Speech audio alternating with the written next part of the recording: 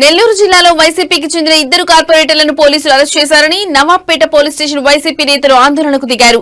ఏ కేసులో వారిని అరెస్ట్ చేశారో చెప్పాలని మాజీ మంత్రి అనిల్ కుమార్ యాదవ్, ఎమ్మెల్సీ చంద్రశేఖర్ రెడ్డి డిమాండ్ చేశారు. 3 గంటల పాటు పోలీస్ స్టేషన్ వద్ద వేచి ఉన్నారు. ఈ సందర్భంగా అనిల్ కుమార్ మాట్లాడుతూ 5గురు వైసీపీలో చేరితే టీడీపీ ఎందుకు భయపడుతుందో అర్థం కావడం లేదని విమర్శించారు. కార్పొరేటర్లను మేము బెదిరించి ప్రలోభాలకు గురి చేస్తున్నామని విమర్శలు చేయడం దారుణమని తెలిపారు. వైఎస్ జగన్ ను కలిసిన వెంటనే ఇద్దరు కార్పొరేటర్లను తాడేపల్లిలో పోలీసులు అరెస్ట్ చేశారని ఆరోపించారు. ఈ నెల 18న జరగబోయే అవిశ్వాస తీర్మానంపై టీడీపీ భయపడుతుందని, అందుకే తమ పార్టీ కార్పొరేటర్లను భయపెడుతుందని ఆయన ఆరోపించారు. నెల్లూరులో పోలీసులు గంజాయి నేరాలను అరికట్టకుండా కార్పొరేటర్లపై కేసులు పెట్టడమే లక్ష్యంగా పనిచేస్తున్నారని విమర్శించారు.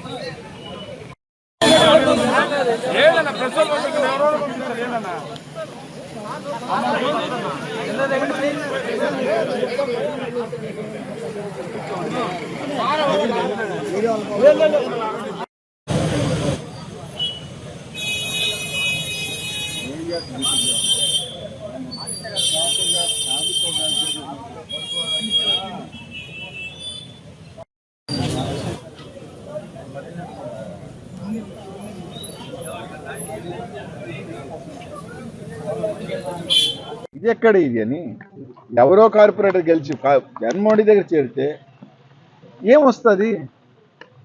మాకైతే ఏం రాదు. అధికారం మీరులో ఉన్నారు. మేయర్ మా మేయర్ కాదు, పార్టీ మేయర్ మా మేయర్ కాదు. మా దగ్గర ఇంకొక 5 మంది వచ్చినా కూడా మాకేమీ లాభం లేదు. కానీ మా పార్టీ బలోపేతానికి మా దగ్గర గెలిచిన వాళ్ళు మా దగ్గరకు వస్తున్నారు. మేము మాట్లాడి చేర్చుకుంటున్నాం. మీ దగ్గరకు వచ్చినప్పుడు 3.5 సంవత్సరం ఉన్నప్పుడు ఏం లోపం మీ దగ్గర ఉంది? ఏం ఆ రోజు భయపెట్టిపోయారో వాళ్ళు తప్పు తెలుసుకొని వస్తుంటే అసలు ఎంత. నిన్న వార్తలు టీడీపీ కార్పొరేటర్ని లాక్కెళ్తున్నారు, ఈ తాయిలాలు చూపిస్తారు. టీడీపీ కార్పొరేటర్లు లేనే లేరు నెల్లూరులో. ఎవరైనా చెప్పనండి, ఒక్క టీడీపీ కార్పొరేటర్ అయినా నెల్లూరు నగర ప్రజలను అడుగుతున్నా. అసలు నిజంగా ఎక్కడ బాధేస్తుందంటే, నిన్న చంద్రబాబు నాయుడు గారు ఒక మాట అన్నారు.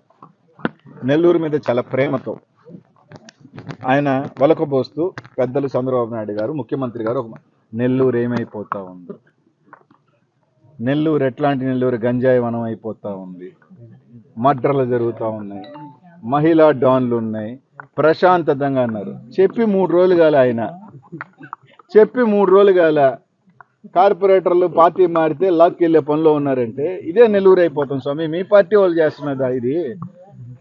చంద్రబాబు నాయుడు చేస్తున్న ప్రశాంతత ఇదేనా? చంద్రబాబు నాయుడు గారు చెప్తున్న రౌడీజం చూపించి బెదిరిస్తున్నది ఇదేనా? నారాయణ గారు ఒక ఎడ్యుకేషన్కి సంబంధించిన ఆయన ఇదేనా బోధిస్తున్నాడు ఆయన పిల్లలకి? ఊళ్ళ దగ్గరికి గెలిస్తే తీసుకొచ్చి మన బుట్టలు వేసుకోండి అని ఇదేనా బోధిస్తున్నాడు?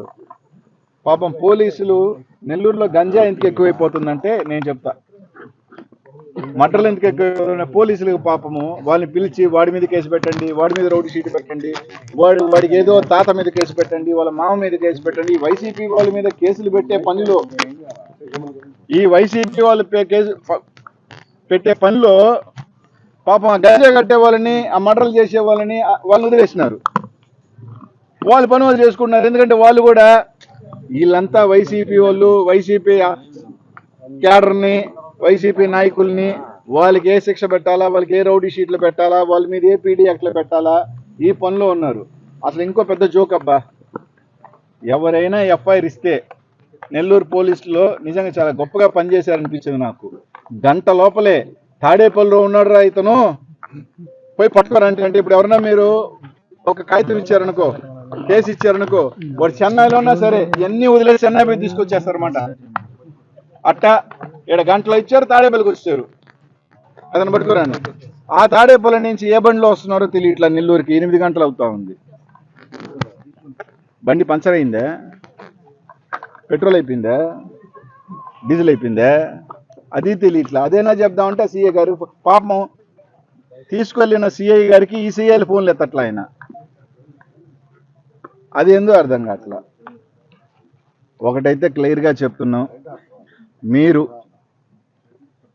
నైతికంగా సగర్వంగా చెప్తా ఉన్నా, ధైర్యంగా చెప్తా ఉన్నాను, జగన్మోహన్ రెడ్డి పార్టీ అంటే, వైఎస్ఆర్ కాంగ్రెస్ పార్టీ నాయకులు అంటే ఏంటా అనేది నెల్లూరులో ఈరోజు తెలుగుదేశం పార్టీ నాయకులందరికీ, నెల్లూరు ప్రజలకి చెప్తా ఉన్నా.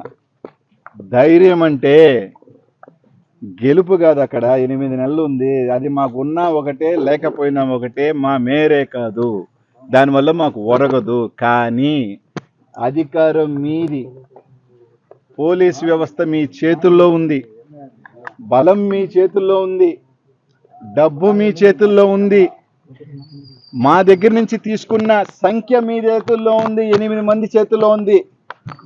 అయినా మా 11 మంది నెల్లూరు నగరంలో ఉన్నారు, అయినా మీ వాళ్ళందరినీ తీసుకుని గోవా పారిపోవాలని క్యాంప్ పెట్టారు చూసారా, అక్కడే వైఎస్సీపీ గెలిచింది,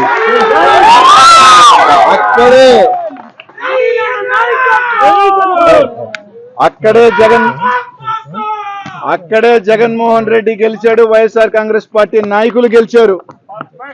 ఇది చాలాదా మా నైతిక విజయానికి? మేమెళ్ళి, మా వాళ్ళు వెళ్ళి అక్కడ ఉండాల్సిన అవసరంలే.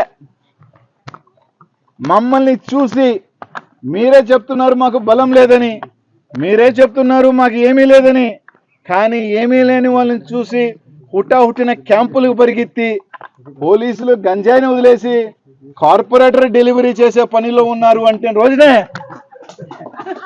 నేను తప్పనట్లా. దయచేసి పోలీసుల్ని నన్ను క్షమించమని అడుగుతున్నా, ఒకవేళ మీకు పొరపాటు అండి, కానీ బాధేస్తుంది సార్, బాధేస్తుంది. దాని మీద నా మీద కేసు పెట్టచ్చు, రేపు మళ్ళీ అనిల్ కుమార్ యాదవ్ ఇన్ని రోజులు వదిలేసామని చెప్పి నన్ను వెంటాడొచ్చు, ఏమి ఇబ్బంది లేదు, ఏమి ఇబ్బంది లేదు. చాలా రోజులైంది పోలీస్ స్టేషన్ల దగ్గరికి మళ్ళీ ఇలా ధర్నాలకు వచ్చేదానికి. కానీ ఒక్కటైతే చెప్తున్నాం, మీరు ఎంతమందినైనా తీసుకోండి, ఏమైనా తీసుకోండి, కానీ మమ్మల్ని చూసి భయపడుతున్నారే, మమ్మల్ని చూసి క్యాంపులు పెట్టారే, అది చాలబ్బా వైసీపీ వాళ్ళు. ఆ ధైర్యం చాలు. ప్రతిపక్షంలో ఉన్న సంఖ్య తక్కువ ఉన్నా, మాకు సంఖ్య ఎక్కువ ఉండి మీరు తీసుకెళ్తుంటే అర్థం ఉంది.